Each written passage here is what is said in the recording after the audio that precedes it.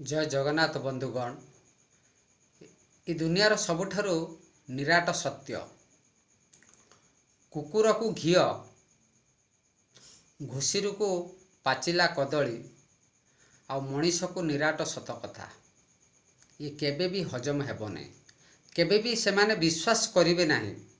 कारण गोटे अवास्तव जिनिष कहा प्रति जदि आमे व्यवहार करती तेणु सेटा गोटे हास्यास्पद गणा जीव। कुकुर को घी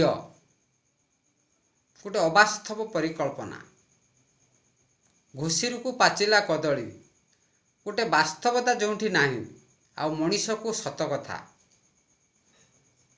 ये जीवन होची चिरंतन सत्य। मनीष को केबे सत कथा कहिबे नहीं। सत कथा कहिले सी तुमर शत्रु पालटि जीवे। यही होची जीवनर सबुठारु बड़ विचित्र नुहे, सबुठारु निराट सत कथा बंधु। ये जीवन होची बंधु एमिति, आपण जाको सत्यता पथरे गोटे प्रतिपादन करने को चाहती, सत्य पथरे क्या गोटे भल उपदेश दियंती, सी आपण को शत्रु मानिब।